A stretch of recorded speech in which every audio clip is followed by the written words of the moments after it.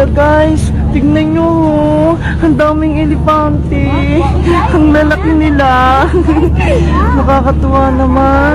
Iniisip ko, paano kaya sila lumalaki ng ganyan? Sa tingin nyo, ano ba yung mga kinakain nila? Ayun pa, oh.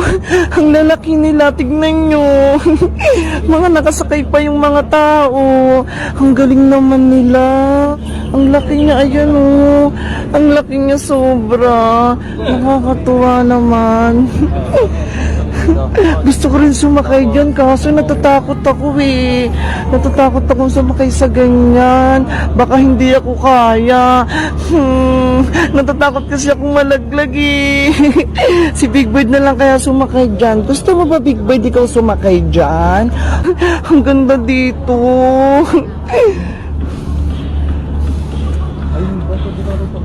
Ayun yung mga dinosaur. Nakikita nyo ba yung mga dinosaur? Tingnan nyo guys yung mga dinosaur. Ang dami. Andun pa sa may taas, oh. Diba si Big Bird lang nakakakita din sa kanya eh. Kayo guys, nakakita na rin ba kayo ng mga dinosaur katulad nito? Ayun kasi ninyo ho. Ang lalaki, nakikita nyo ba? Tapos dito ho, may mga palaruan. Nandito pala to guys sa may Thailand. Sa Thailand kasi kami. Guys, andito rin pala si Cutie Bird. Ayan oh. Kasama namin siya. Wow!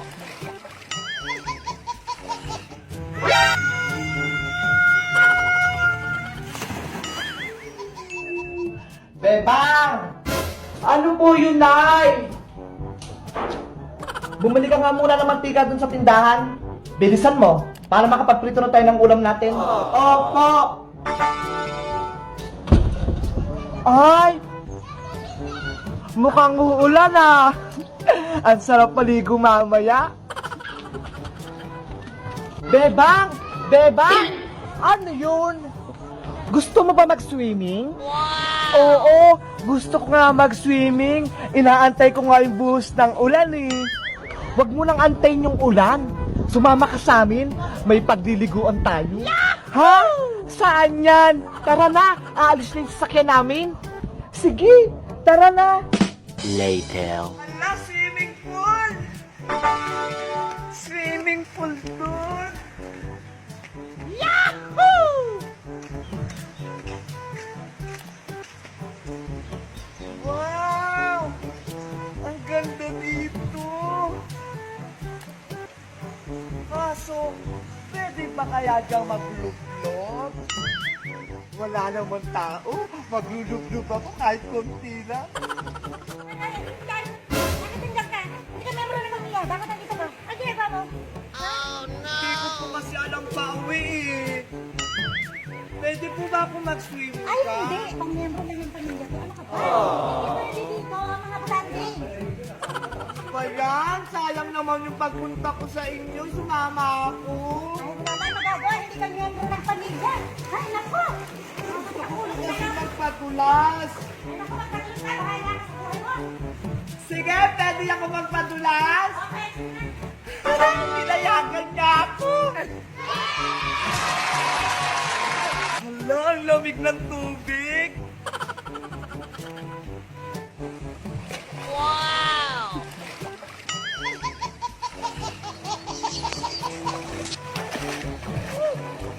Ang sarap. Asan na kaya si Beba?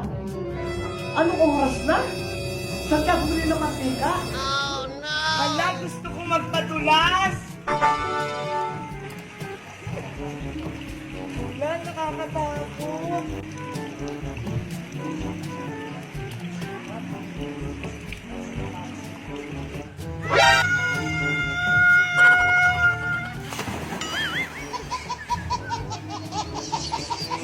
Ang sarap mag-slide! Wow! Nandun pala ang feeling kapag nagpapadulas ka. Ang taas-taas, tapos ang dulas sa pit. Gusto ko pa.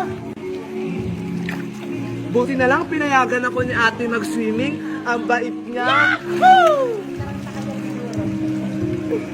Ang sarap niya. Gusto ko mauwi to. Kaso iniisip ko, si nanay pala. Oh no! gusto ko dun. 2 hours later. Salamat, nakauwi na rin kami. Sana natutulog si nanay para hindi ako pagalitan. Oh no! Saan ka galing bata ka, ha? Ilang oras na kitang inaantay. Asan yung pinabili ko sa'yo mantika? Hala, nakalimutan ko pong bumili. Ano? Wala kang nabili? Hindi ko maprito-prito tong ulam dahil walang mantika.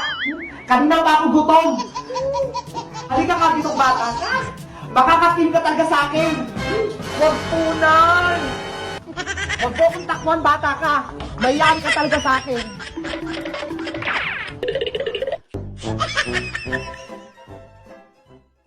Bebang! Iska! Tulong! Nandito ako sa puno! Paano ko kaya sila mapapalis? Alam ko na! Yung saging! Mga unggay! May saging ako dito! Gusto nyo ba? Ito! Ayun! Umalis na sila! Wala nang habol sa akin!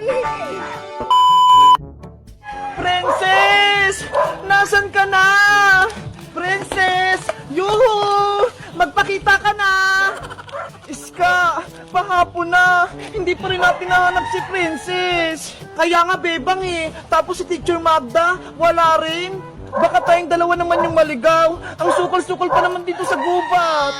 Princess! Nasaan ka na ba? Bebang! Iska! Nandito ako!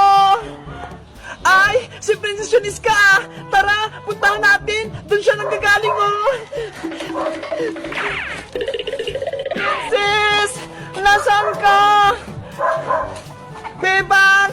Nandito ako sa puno! Anong ginagawa mo dyan sa taas? Kanina ka pa namin hinahanap pa. Kasi hinabol ako ng mga unggoy eh. Kaya umakyat ako dito sa puno. Okay ka lang ba, Princess? Hindi ka ba nasaktan? Hindi naman. Napagod lang ako. Bumaba ka na dyan. Bilis! Para hanapin natin si Teacher Magda. Bebang, Princess, dito na lang muna tayo magpalipas ng gabi. Bukas na lang natin ng umaga hanapin si Teacher Magda. Saan tayo matutulog, Iska? Wala naman tayong tent eh. Huwag kang mag-alala, Bebang. May dala akong kumot dito. Ito, ho. Gawin muna natin itong baybahayan. Kunyari, camping. Wow! Girl Scout ka talaga, Princess. Lagi kang handa. May baon kang kumot. Siyempre, ang Girl Scout, laging handa. Simulan na natin yung paggawa ng tent para may sisilungan tayo. Princess, akin na yung kumot. Ako nagagawa ng tent natin. Ito, Bebang. Ako naman, kuha ako ng panggatong para may apoy tayo mamayang gabi. Okay, mag-ingat ka, Iska. Manood ka, Princess, ha? Kung paano ako gumawa ng tent para alam mo din. Sige, habang pinanonood kita, magmerienda muna ako.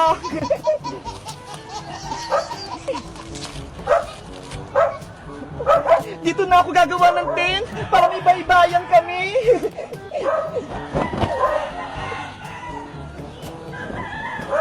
Bilisan mo, Bebang, ah. Baka umulan.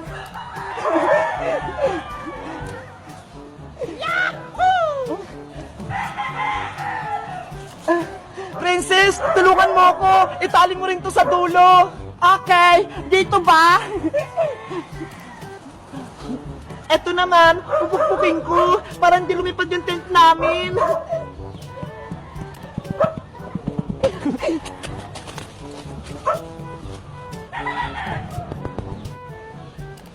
Ayan na! Tapos na yung tent natin! Tignan mo, Princess, oh! Wow! Ang ganda na ng baybahayan natin! Bebang, meron pa ako isang kumot dito sa may bag ko! Gawin mong banig! Ito!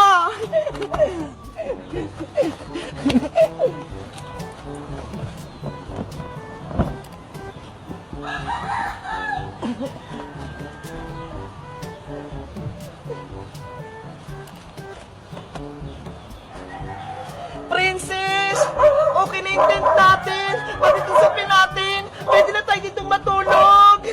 Yay! May tent na tayo. May masisilungan na tayo. Nasaan na kaya si Iska? Ang tagal niya naman kuha ng panggatong. Ay, ayun! Mga tuyong sanga! Maganda yung panggatong!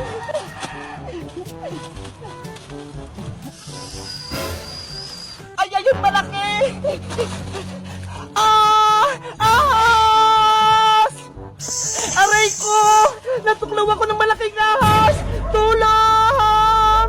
Princess, si Iska yun ah! Ano kaya nangyari sa kanya? Bebang, tulong! Nakagat ako ng ahas! Ano? Nakagat ka ng ahas? Sabi na nga ba, delikado dito sa gubat eh. Tulungan niyo ako. Baka may binom yung ahas. Naku, anong gagawin namin? Aray ko.